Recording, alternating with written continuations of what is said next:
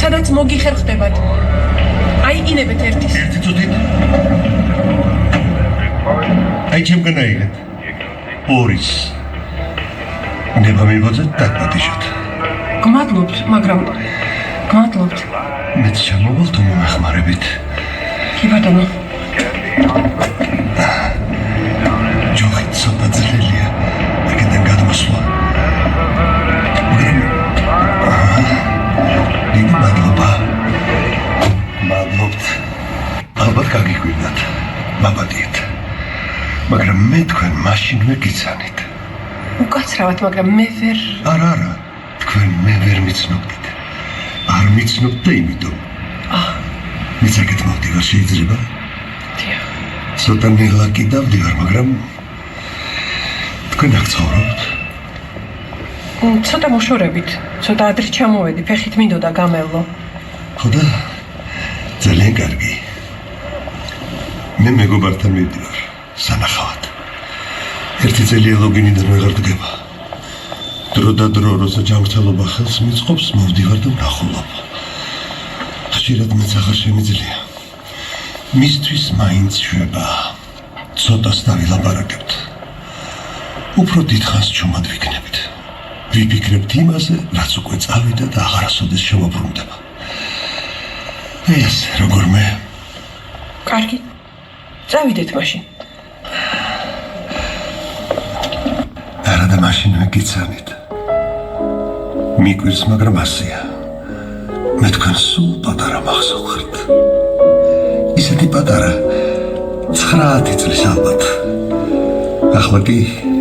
ახლა კი ბებერი ვარ, არა? არა, საბუთ. თქვენ არ იცით რა არის სიბერე, ბებერი მე ვარ. ისევ თქვი მაპატიეთ. მოდით მოგიყვებით ყველაფერს ოღონდ თავიდან. მე ერთი ბაბუის და მყავდა. უცნაური ყველასაგან განსხვავებული ქალი. სახელიც ისეთი საოცარი ჰქონდა. მანდოლინა ერქვა. ხომ იცი უყვართ გურულებს ასეთი სახელები. მანდოლინა პაპიდას სახლში დაუნდობელი და გარდაუვალი სიცარიელე იყო ჩაგუბებული. და ჩემი იქ ყოფნა დროებით მაინც ამოავსებდა. გაათბობდა. სწორედ იქ გნახეთ პირველად. არა, რას ამბობთ, მე არასოდეს. არა, მოიცათ. თქვენი არასოდეს ყოფილხართ. დამაცადეთ აგეხსნით. პაპიდას მართლაც ბევრი უჩვეულო ნივთი ჰქონდა. ყოველ შემთხვევაში ჩემთვის, პატარა ბავშვისთვის ზღაპრული და გასაოცარი. შავი კარადა, რომელზეც თხისწვერიანი ოქროსფერი ფავნები იყო ამოჭრილი, უზარმაზარი საათი იდუმალი ხმით, ვერცხლის სამანაზე შემომჯდარი მინანქრის ანგელოზი. რა ვიცი კიდევ რა აღარ. და ხო, რაც მთავარია, აიფურის სამშვენისი. ბეზდელუშკას რომ ეძახიან, ხომ იცით? დიახ. ძალიან ძველი. პატარა გოგონა იყო, მოცეკვავე. გრძელი სპილენძისფერი თმით და მაკმანის კაბით. ბაწაწინა ვარდისფერი ხელებით, თავზემოთ დაირა ეჭირა. და უკრავდა. მხოლოდ ერთი ფეხით იდგა ფაიფურის სადგამზე. მეორე კი განზე ჰქონდა გაწეული და ყოველ შეხედვაზე თითქოს იცვლიდა პოზას. თითქოს მართლაც ეკვავდა. მე ასე მჯეროდა. საოცრად მოქნილი და ნაზი იყო. პაპიდას ძველი მუსიკალური ზარდახშა ჰქონდა. მოუმართავდი ხოლმე და როცა დაკვრას იწყებდა, თვალებს ხუჭავდი და ვხედავდი, როგორ არხევს ფაიფურის გოგონა დაირას. როგორ იშლება ფუშფუშა თმები, როგორ ფრიალებს მაკმანის კაბა, როგორ ცეკვავს ჩემთვის. ასე მეგონა, რომ ეს ცეკვა არასოდეს უნდა დასრულდეს. დიდხანს ვიჯექი ხოლმე ასე.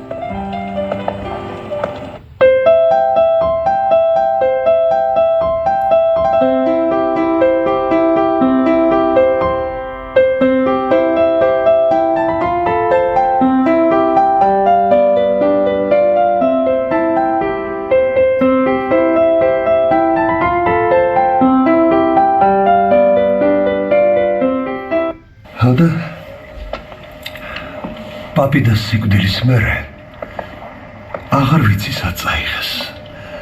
ვისთან მოხვდა, ვინ წაიღო, არ ვიცი. ნათესავებთან არსად მინახავს. მერე დრო გავიდა. თითქმის მიმავიწყდა კიდეც. ხომ გესმით? გავიზარდე. მეტი გზა არ იყო და გავიზარდე. ვეღარ წარმოვიდგენდი, რომ ოდესმე კიდევ ნახავდი ფაიფურის მოცეკვავეს. და ერთხელ შემთხვევით მაღაზიაში შევედი და თქვენ დაგინახეთ. მაშინვე გიცანეთ. ბებიასთან ერთად იყავით. ასე 9 წლის იქნებოდით. როგორც ჩემი ფაიფურის მოცეკვავე. აღტაცებული უყვებოდით ბებიას, რა გითხრათ ცეკვის მასწავლებელმა. ბებია უგულისხმოდ გისმენდათ. ქსოვილს არჩევდა.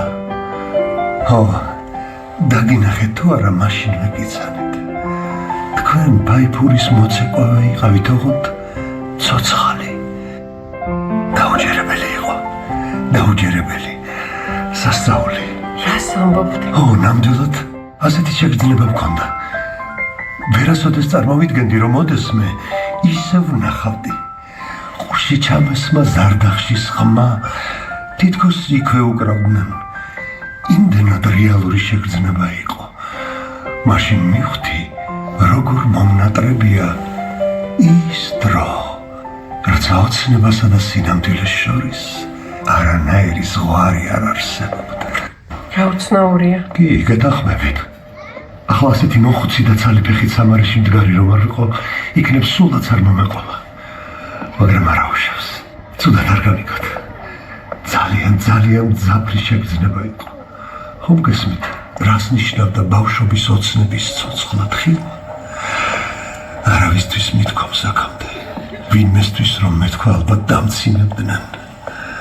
ან გამკიცხავდნენ. ხო, მესმის. მერე სხვაგან გადავედით საცხოვრებლად. ცოტა ხნის მერე მოსკოვში წავედით ოჯახით. იქედან გერმანიაში. დიდი ხნით. როცა დავბრუნდი აქ, უკვე სხვა ქვეყანა იყო. ყველაფერი შეიცვალა. მე კი უკვე თითქმის მოხუცი ვიყავი. მოკლედ, ისევ მეტი გზა არ იყო და დავბერდი. ვერაფრი წარმოვიდგენდი, რომ ამდენი წლის შემდეგ კიდევ ერთხელ ნახავდი ჩემს ფაიფურის მოცეკვავეს. და დაგინახეთ თუ არა მაშინვე გიცანით. ამიტომ მოვიქეცი ასე. მაპატიეთ რომ შეგაცმუნეთ. მაპატიეთ. არა უშავს. მაგრამ ამდენი წელი გავიდა. მე ალბათ აღარაფრით ვგავარ იმ თქვენ ფაიფურის მოცეკვავე გოგონას მაქმანის კაბით და დაირით. არც. მე კი გიცანით. არც კი ვიცი რა ვთქვა. ბავშვობის შეგრძნებები ისეთი ფაქიზია. ამაზე იშვიათად უნდა ილაპარაკო.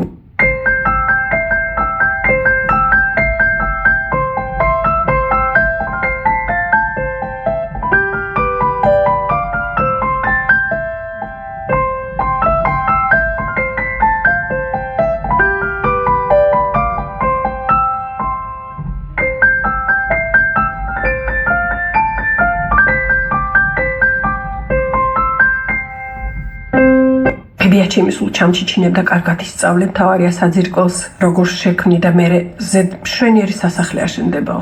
ანუ სწავლის ძირიმწარე არის, კენწერში გადგმდებაო.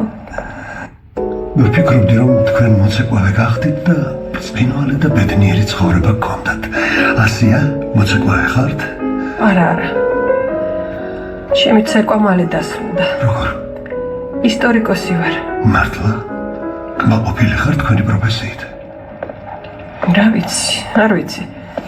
მიყვარს და ძნელია დღეს იყო კმაყოფილი თუ თუ რა? არაფერი. მუშაობთ? პროფესიით არა, ვეღარ. გობელენებს ვხსოვ. ესაა ჩემი შემოსავალი. და ისტორია? ძალიან მიყვარდა, კარგად ვსწავლობდი.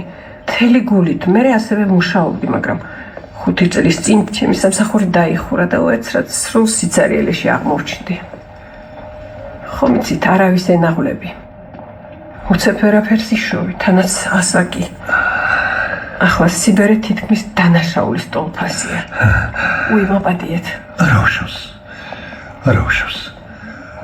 მაგრამ თქვენ ჯერ არ იცით ნამდვილი სიბერე რა არის. ჯერ მხოლოდ შეუშინები ხართ სიბერის აჭრდილს. რაღაც შეიცვლება. დაიწმინდება. ალბათ ოდესმე, მაგრამ დრო მიდის ულმობლად. ამდენი წელია 2 კაპიკისათვის იხარჯება სულიერი ძალა. ჩემი თაობა დაიკარგა. დაკარგული არა, დაჭლეტილი თაობა ვართ. ჯერ სიბნელეში, სიცივეში, შიში და შიმშილში შევინახეთ რაღაცნაირად მაინც ჩვენი სამყარო და მე უცებ აღარ აღმოჩნდით საჭირო, თუმცა ამაზე აღარ ღირს ლაპარაკი. თქვენ მე კი მივიღავი. თუმცა ახლა ბუნებრივია აღარ მუშაობ. თქვენი შვილები? უფროსი ფიზიკოსია, გერმანიაში ცხოვრობს. მეორე აქ არის, ხელოვნებად მცოდნე იყო. ახლა რესტორანი აქვს. ხანდახან მაინც ცეკვავთ? არა, რატომ უნდა ვცეკვავდე? არ ვიცი. ხომ ცეკვავდით? ნუ თუ ისევ გაქრა ყველაფერი. არა, სადღა მაქვს ცეკვის თავი. კი, მართალი ხარ, ცხოვრება რთულია. ვიცი სულელურ ბანალურ რამეს ვამბობ, მაგრამ ის მაინც ცხოვრებაა. კი ასეა. ბანალური მთლიანობაშია, თორემ თითოეულისთვის ძალიანაც ორიგინალური და მტკივნეულია. ადამიანი ეგოისტია მაინც. თავისი ტკივა, თავისი მიუსაფრობა, იმედგაცრუება აწუხებს, თორემ თუ ირგვლივ მიმოიხედა. კი, რთულია. მე მაინც ჩემსაც ვიტყვი. ცხოვრებას ხომ აქვს თავისი გამოსავალი. თავისი გზა აქვს. ძნელია, როცა შენზე ტყდება ჯოხი. ფაიფურის ფიგურების ადგილი არ არის ამ ქვეყნად. ასეთი ყოფილა ცხოვრების ულმობელი კანონი. მაგრამ შეიძლება ადამიანს არ გაუმართლოს, რაღაც არ გამოუვიდეს ერთხელ, მეორედ, მაგრამ არა, ვერ გამიგეთ. გამართლებაში კი არ არის საქმე. უბრალოდ ასე მოწყობილი სივრცე შენს გარშემო. ის მოითხოვს შენგან, არა, უბრალოდ თვითონ გიჩვენებს, როგორ უნდა მოიქცე. და ასე მოქცევა ძნელი არ არის. უბრალოდ შენ არ შეგიძლია. იმიტომ რომ უძლური ხარ, რადგან საკუთარ თავზე გამარჯვება არ შეგიძლია. გესმით ეს როგორი უძლურებაა. როცა შენ უძლური ხარ და გული კი ყველაფერზე ძლიერია. გამიგეთ და ასე ცხოვრება, რომლის კანონებსაც ვერ იღებ, ნელ-ნელა ან ჩქარ-ჩქარად დაამსხვევს თქვენს ფაიფურის მოცეკვავეს. რას დაამსხვევს? იმას თქვენს მოცეკვავე დაირიან, ფუშფუშებიან, ფაიფურის ტიკინას. არა. ალბათ ის უკვე დიდი ხანია დაიმსხვრა. ნამდვილიც. არა მგონია. მერთმაგდას მაპატიეთ, შეგაწუხეთ. ცუდად ვილაპარაკე. ემოციას ავყევი რაღაცნაირად. არა, მოიცათ. ადამიანისთვის მთავარი იმედია. იმედის გარეშე არ შეიძლება. სასოწარკვეთილება ცოდვა, არც კი ვიცი რა ვთქვა. სამწუხაროდ ასეა. სიცოცხლე უზარმაზარი სხეულია, რომელიც ტანს იფერთხავს და ზედმეტ მკვდარ უჯრედებს, ქერცლს, იცილებს. ცალკეული ადამიანები იქნება თუ ერები. რაც დარჩება, ის გააგრძელებს გზას, ასეთ გზას. რა დაუნდობელი ხართ, ასე არ შეიძლება. ასე როგორ შეიძლება? მაპატიეთ, მოდი პირდაპირ გეტყვით. თქვენ მილაპარაკეთ რაღაც ფაიფურის მოცეკვავეზე, დაირიან არამიწიერ გოგონაზე, თქვენი ბავშვობის ხილვებზე, ფაქის ოცნებებზე, სადღაც გულის სიღრმეში მიმალულ არტკლულ შეგრძნებებზე და რომ იცოდეთ რა ზედმეტია ახლა ის ჩემთვის. ჩვენც გქონდა მუსიკალური ზარდახშა. მეც უსმენდი ხოლმე, ვფიქრობდი თოვლის ფანტელებზე, რომლებიც ნაძვებს ეფინება, მაგრამ როცა მარტო დავრჩი, როცა აღარაფერი და აღარავინ დამრჩა ხელმოსაჭიდი, აღარც ბებია იყო, აღარც დედა, როცა ჩემი ქმარი, რომელიც ძალიან მიყვარდა, გაჭირვებას სხვა ქვეყანაში სხვა ქალთან გაექცა, ავიღე ის ზარდახშა და გავტეხე. ძალიან კარგი. მაშინ მეწავალ. ძალიან სასიამოვნო იყო თქვენი გაცნობა. უпросторად ხელახლა გაცნობა. და მაპატია დაუშვებლად ზედმეტად გულახთილი ვიყავი, არ იყო საჭირო, მაგრამ რაღაც ასე გამოვიდა უკაცრავად. აბა კარგად ბრძანდებოდეთ. ჯამრთელად ბედნიერად. კარგად ბრძანდებოდეთ და მაპატია. მოიცათ, არ წახვიდეთ. ერთი თხოვნა მაქვს. მომისმინეთ? როცა ოცნება ხარ, მარტო შენს თავს არ ეკუთვნი. რაც არ უნდა მოხდეს, ის არ შეიძლება გატეხილი იყოს. არ შეიძლება, არ გატყდებოდა. მე ჯერ ბავშვს მჯეროდა, მერე უკვე ზრდასრულს და ახლა მოხუცსაც მჯერა, რომ მშვენიერება სადღაც არსებობს, ცეკვავს, დაირას უკრავს, ცეკვავს და ცოცხლობს. ძალიან გთხოვთ, შემისრულეთ ხოვნა, ჩემი ხათრით, სახლში რომ მიხვალთ, იცეკვეთ, ჩემი ხათრით იცეკვეთ და მიხვდებით, რომ ყველაფერი ისე ვისია, როგორც უნდა იყოს. არ მომტვრევია ფაიფურის მოცეკვავეს ხელები, რადგან არ შეიძლება ასე მომხდარიყო. დამპირდით, გთხოვთ, ხომ გახსოვთ ცეკვა? არ ვიცი. ალბათ კი. იმდენი ხანია. კარგით, გპირდებით. ჯერა რომ შემისრულებ. მე ვდგავარ გზაზე, საიდანაც არასოდეს ბრუნდებიან. და არ შეიძლება იმ გზაზე დამდგარს თან გაატანო ტკივილი, დამსხვრავლი ოცნება, დამქრალი იმედი. იცეკვეთ და მე დავხუჭავ თვალებს, როგორც ოდესღაც შორეულ ლურჯ ოთახში და დავინახავ, როგორ ფრიალებს მაკმანის კაბა, როგორ იშლება სპილენძისფერი თმა ფანჯრიდან შემოსულ მთვარის სხივებში. იცეკვეთ და მე მადლობელი ვიქნები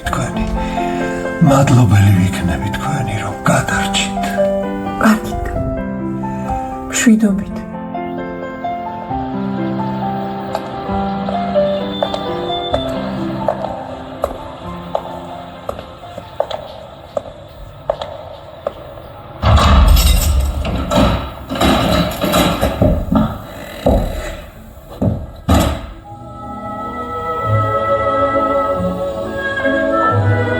მოიცა. ჯერ შუქიავანთო. თუმცა არა. ბინდი ჯობია. ვიცეკვო. უნდა ვიცეკვო. ხო? აი? ცეკვავ. ხო? ცეკვავ.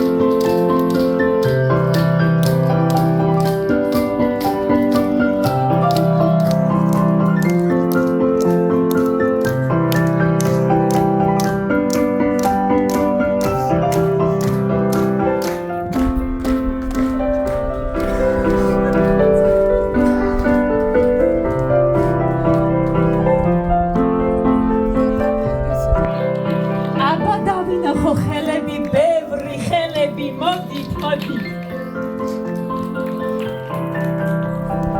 ჩემი მაგარი ბავშვო.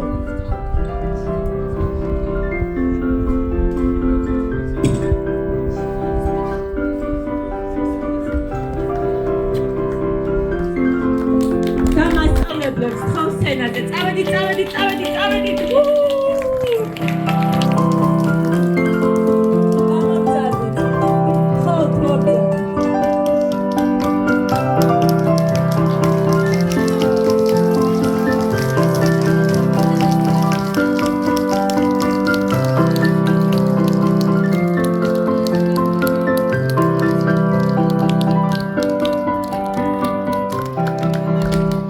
აი ამიტომ მიყვარს ეს ფესტივალი.